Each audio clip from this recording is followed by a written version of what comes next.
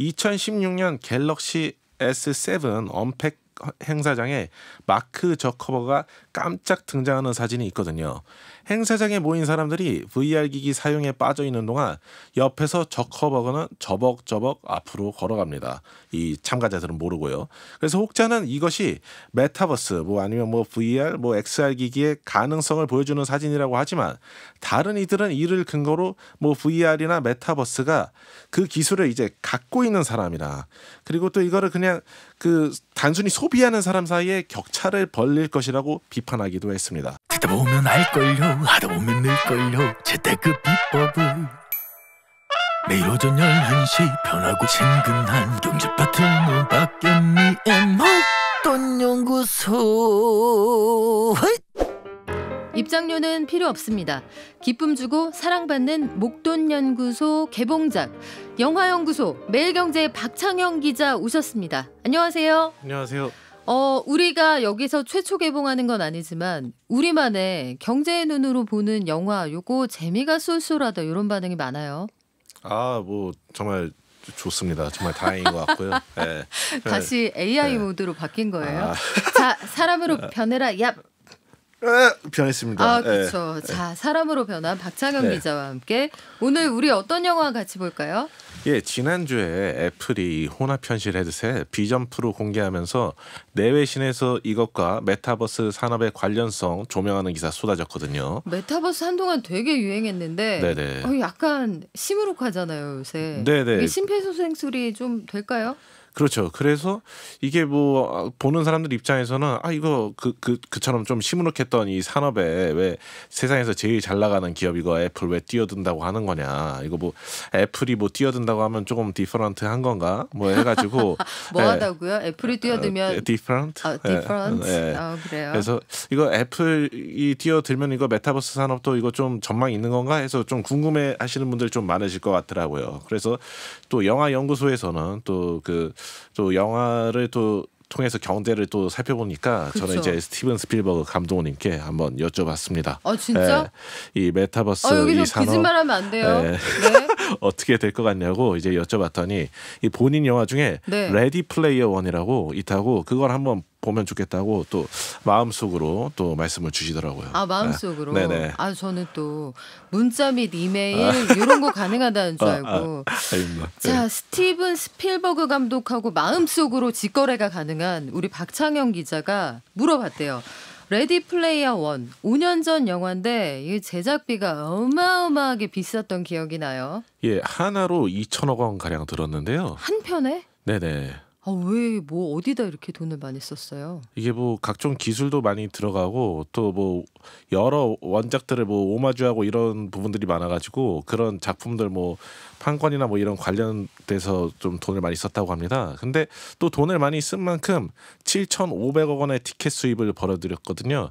국내에서도 200만 명 넘게 보면서 꽤나 호응을 얻었습니다. 영화 화면이나 이런 거 보면은 돈 좀 들었겠다 싶은 화면이 많기는 해요. 그리고 케이블 채널에서도 굉장히 자주 해줘서 보신 분들 많을 것 같기도 한데 메타버스가 어디 가는 버스야? 이거 몇 번 버스야? 이게 뭔지 실감나게 보여주는 영화긴 했어요. 진짜. 그럼요.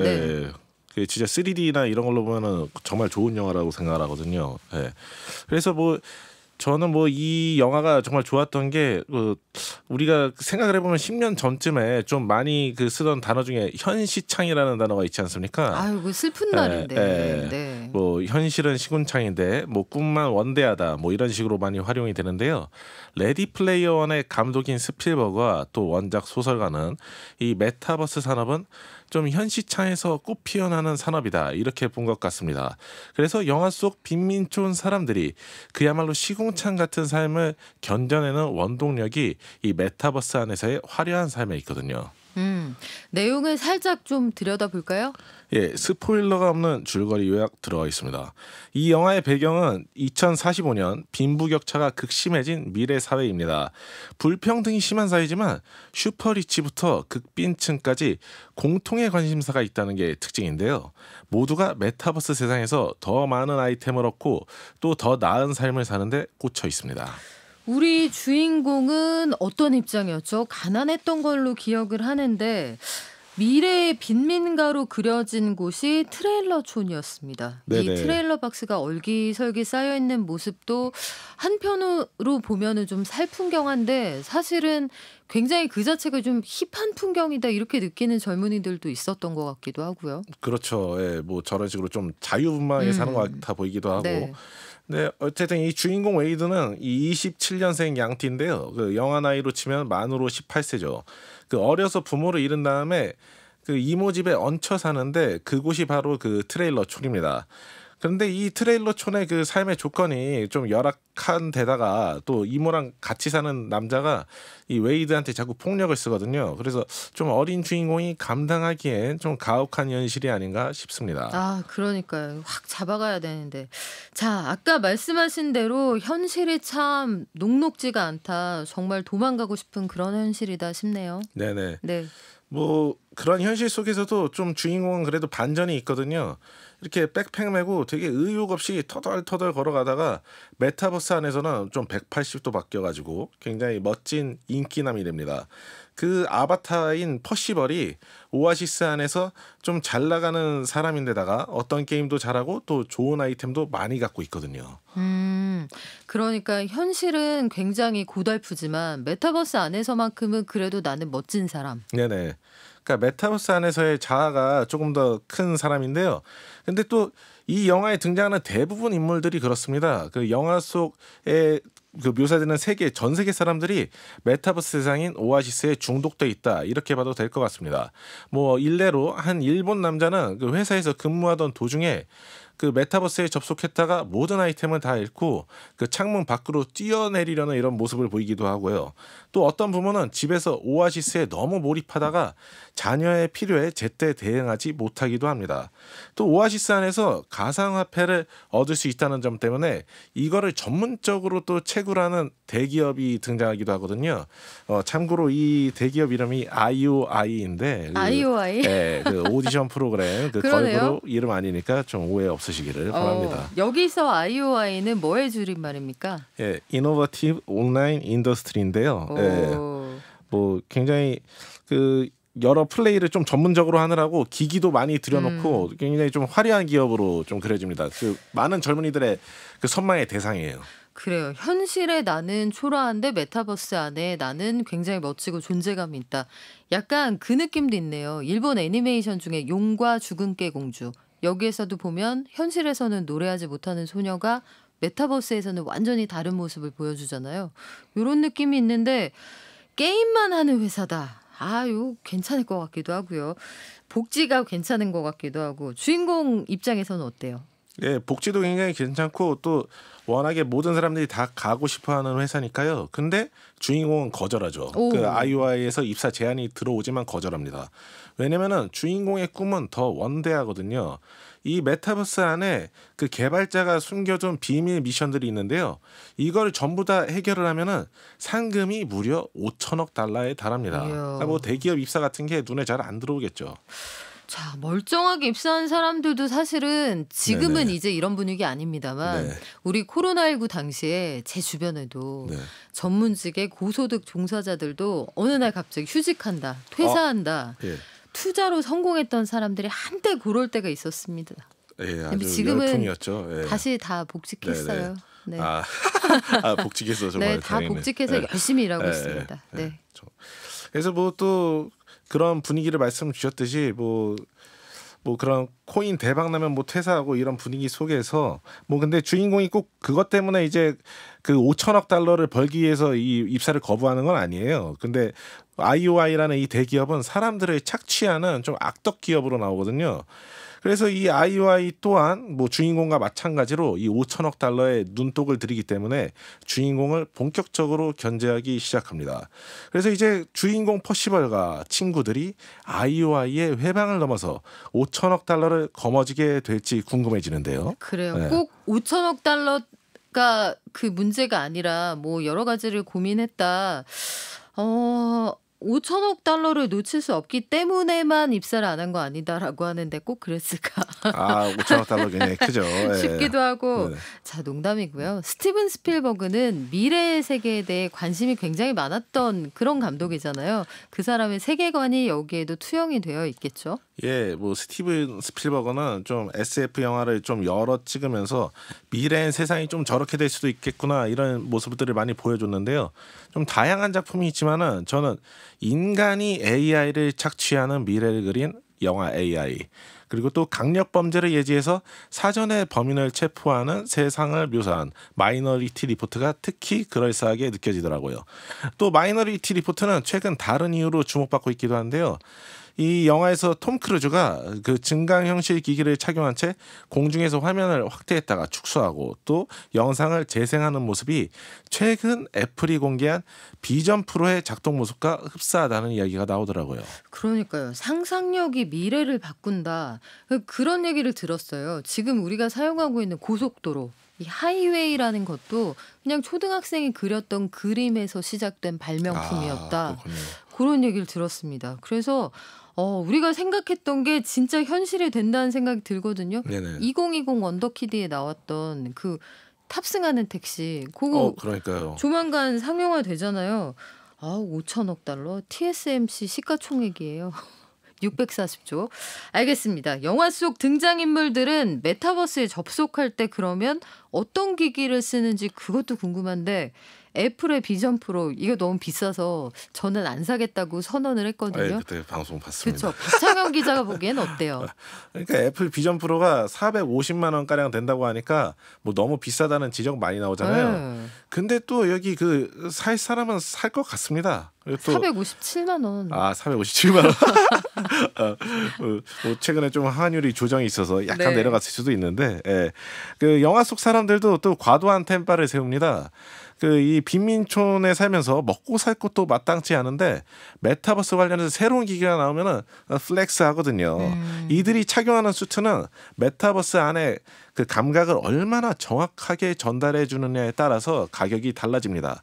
뭐 포옹할 때 포근함도 좀 따뜻하게 전달해 줘야 되지만 누구한테 맞을 때 그 타격감도 제대로 전달해 주길 사람들은 바랍니다. 아니 현실에서 먹고 살기도 어려운데 여기다 돈 많이 쓰면은 이모한테 등짝 스매싱 좀 당하지 않아요, 주인공? 예. 그래서 이모가 좀 미워하는 이유가 거기에 있지 않나 싶기도 한데요. 그 주인공이 디바이스 구입에 정말 진심이거든요. 위에 말한 이 수트 같은 거 바로 갖출 뿐 아니라 360도로 회전하는 러닝머신 그 방에 두고 있습니다. 네. 그 러닝머신이 있으면은 메타버스 안에서 이렇게 뛰어다니는 동작이랑 실제 동작이랑 일치시킬 수 있거든요. 그냥 러닝머신에서 뛰다 보면은 여기저기서 360도로 잘 뛸 수 있겠죠. 아이고 메타버스 안에서의 생활이 그러니까 이건 게임이 아니야. 이거는 정말 리얼 월드하고 똑같은 세상이야 이렇게 느끼려고 네네. 모라일체의 느낌을 느끼고 싶다. 맞습니다. 그걸 노력하는 거예요. 그런 의미에서 좀 애플 비전 프로가 메타버스 상용화에 일조하지 않을까 기대되는 부분이 있거든요. 먼저 사용해 본 사람들이 남긴 후기를 보면은 애플 비전 프로의 어떤 시선 추적과 몰입감은 여타 디바이스 대비 월등하다 뭐 이런 평가가 나오더라고요. 영화에서 예측한 방향대로 메타버스 경제가 흘러간다면 애플 비전 프로 457만 원 이것도 아무런 비용이 아니게 되지 않을까 싶네요. 근데 아무런 비용이 아니기에는 메타버스가 너무 시무룩하지 않아요, 요즘에? 그렇죠. 네. 좀 메타버스 시장이 코로나 시기에 급부상했다가 지난해 금리 인상기에 굉장히 차갑게 식었거든요. 일단 투자 시장부터 보면은요. 한때 메타버스가 투자자를 끌어오는 마법의 단어였어요. 근데 지금은 메타버스를 앞세우는 기업은 일단 우리 투자 검토 딜 리스트 명단에서 좀 지우자 뭐 이러는 일각의 움직임까지 나올 정도로 분위기가 180도 바뀌었습니다. 아유 차갑다. 네. 이 증시란 얼마나 차가운 것인지 맞습니다. 2020년, 2021년에 회사 보고서에서 두 가지 매직 단어가 있었어요. ESG하고 메타버스. 네. 요 두 개가 들어간다 그러면은 둘 다 뭔진 잘 모르겠어. 하지만 좋은 것 같아 해서 그냥 주가가 올라가는 거예요. 근데 알고 보면 아무 상관이 없고. 근데 이제는 믿고 거르는 그런 상황이 되었다. 뭐 ESG는 얘기가 다릅니다만 수치로도 확인이 되는 부분이 있습니까? 예, 투자 정보 업체 피치북에 따르면 올해 1분기 글로벌 메타버스 산업에 대한 투자 규모가 7,500억 원이었습니다. 뭐 7,500억 원 이것만 보면은 좀 큰 숫자처럼 느껴질 수도 있는데요. 이게 전년 같은 분기 2조 5천억 원에 비하면은 70% 급감한 수치거든요. 예, 그래서 많이 차갑게 식은 모습 볼 수 있고요. 뭐 다만 전망은 아직 좋다고 보는 시선이 꽤 있습니다. 2022년 10월에 나온 폴라리스 마켓 리서치 자료에 따르면 전 세계 메타버스 시장은 2021년 50조 원에서 2030년 18배 커진 880조 원이 될 전망입니다. 그래요. 지금은 잠깐 주춤해도 또 이 기술 시장은 모르겠더라고요. 아, 그렇죠. 꺼진 기술도 다시 보자. 그런 생각이 항상 듭니다. 메타버스가 또 비상하는 날이 있을지도 모르겠고 사실 애플은 우리 강정수 박사님하고도 잠깐 얘기했지만 네네. 메타버스가 아니라 우리는 증강현실 그 이상을 보고 있다라고 하니까 또 모르죠. 미래에는. 그러면 레디 플레이어 원이라는 영화를 통해서 봤을 때 향후 메타버스 시장의 전망 우리 경제부에서도 잔뼈가 굵은 박창영 기자가 보기엔 어떻습니까? 예, 레디 플레이어는 뭐 나름의 통찰을 통해서 메타버스의 전망을 보여주는 작품이라는 생각이 드는데요. 실업률이 높고 빈부격차도 크고 또 사람들이 서로 만나길 꺼려하는 일종의 좀 암울한 사회에서 메타버스가 흥할 가능성이 높다는 거죠. 사람들은 일정한 성취를 통해 자기 효능감을 경험하길 원하는데요. 영화 속 폐허가 된 사회에서는 성취의 경험을 좀채 갖기 힘드니까 자꾸 메타버스에 중독되는 겁니다. 그러면 중독이라 그러니까 내가 얼마나 필요한 사람이고 내가 존재감 있는 사람인지 그걸 깨달아가는 그 과정이 네네. 자아 효능감을 일깨운다는 건데 게임 중독하고 좀 비슷한 거 아니에요? 예, 뭐 그런 것들이랑 굉장히 비슷해가지고 그래서 뭐 반대로 보면은 영화 속 메타버스 관련 기업들은 이런 청년들이 절망하는 사회를 그렇게 나쁘게 보지는 않는 것 같아요. 청년들이 자꾸 메타버스만 찾으면은 디바이스랑 소프트웨어가 더 잘 팔리니까요. 실제 영화 속에서 메타버스 오아시스를 만든 이 회사는 영향력이 절대적인 걸로 나옵니다. 이 오아시스 최초 개발자는 그냥 사업가가 아니라 신적 존재로까지 좀 추앙받는 분위기가 있습니다. 그럴 것 같아요. 이게 조물주잖아요. 아, 그렇죠. 그러니까 세상을 네. 창조하는 요즘에 유행하는 그 생태계 집에 들여놓는 거 있잖아요. 그 디오라마라고 하나요?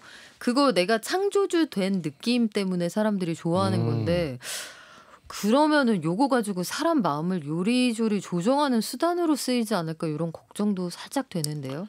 예, 뭐 일종의 좀 우미나 수단으로 쓰일 수도 있다. 뭐 이런 우려도 나오는데요. 뭐 기억하실지 모르겠지만 2016년 갤럭시 S7 언팩 행사장에 마크 저커버가 깜짝 등장하는 사진이 있거든요. 행사장에 모인 사람들이 VR 기기 사용에 빠져 있는 동안 옆에서 저커버거는 저벅저벅 앞으로 걸어갑니다. 이 참가자들은 모르고요. 그래서 혹자는 이것이 메타버스 뭐 아니면 뭐 VR 뭐 XR 기기의 가능성을 보여주는 사진이라고 하지만 다른 이들은 이를 근거로 뭐 VR이나 메타버스가 그 기술을 이제 갖고 있는 사람이나 그리고 또 이거를 그냥 그 단순히 소비하는 사람 사이에 격차를 벌릴 것이라고 비판하기도 했습니다. 영화 속에서도 이런 모습이 나오는데요. 주인공 및 친구들이 메타버스에서 게임에 완전히 몰입해 있는 동안 IUI 직원들이 실생활에서의 주인공과 친구들을 뭐 압박하는 이런 모습이 나옵니다. 그러면 역시 오늘도 찾아오는 질문의 시간. 그래서 영화는 재미가 있습니까? 예, 저는 굉장히 재밌게 봤고요. 이게 내용과 형식을 좀 일치시키려는 노력이 엿보였습니다. 다 재밌대. 다 믿어도 되는 거예요?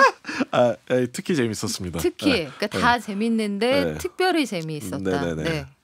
그 주인공의 그 실제 삶은 좀 이렇게 실제 배우가 연기하고 또 가상 공간에서의 삶은 애니메이션으로 처리하는 방식으로 좀 그 경계를 이렇게 오가면서 이게 메타버스랑 또 실제 삶이랑 그런 차이를 보여주는 형식이 아닌가 이런 생각이 들었고요. 그리고 또 그 곳곳에서 이게 메타버스의 삶인지 아니면 실제 삶인지 좀 속이는 트릭을 삽입해가지고 또 관객도 속이고 그런 부분들이 재밌습니다. 또 이제 진짜 삶은 진짜 세상에만 있어 이런 메시지가 반복되는데요. 좀 가르치는 느낌이 들기는 하지만 그건 역시 스필버그 특유의 따뜻한 감성으로 느껴져서 무난한 미국 SF 영화 찾으시는 분들 재밌게 보실 수 있을 것 같습니다. 연관 검색어 비슷한 영화들은 뭐가 있습니까? 예, 메타버스는 사실 여러 창작자들의 상상력을 자극해오지 않았습니까? 저는 넷플릭스 옴니버스 시리즈물인 블랙미러를 좀 추천드리고 싶은데요. 현대의 빠른 기술 발전이 초래할 수 있는 사회 변화를 그리는 작품입니다. 메타버스와 관련된 에피소드도 여러 가지인데 스트라이킹 바이퍼스 같은 작품이 질문 자체가 특히 재밌더라고요. 이 작품은 그 현실 세계에서는 아무런 감정도 못 느끼는 두 친구가 그 메타버스 그 게임 안에서 이제 감정을 느끼는 이런 작품입니다. 근데 또 현실에서 만나면 아무런 감정도 안 느껴져요. 근데 그래가지고 메타버스에서 이 둘이 자꾸 만나면 이건 외도인가 아니면 진짜 그냥 순수한 게임인가? 외도지, 뭐 외도지. 아, 그런가요? 네. 외도라고 합니다. 뭐 이런 질문을 던지는데 뭐 약 30개 각각 독립된 에피소드가 있고 네. 각각 길이도 1시간 안팎으로 짧으니까 취향 맞는 거 하나 찾아보시기에 괜찮을 것 같습니다. 네, 여러분 사랑에 빠진 거 죄예요. 피해자가 있으면 죄라는 거 잊지 마시고요. 우리 착하게 삽시다. 재밌는 영화라고 하니까 한 번쯤 보시는 거 추천드리겠습니다. 박창영 기자하고 얘기하다 보면 시간이 어떻게 지나가는지 모르겠어요. 다음 주에도 경제를 보는 영화 기대할게요. 영화연구소 지금까지 매일경제 박창영 기자와 함께했습니다. 고맙습니다. 감사합니다.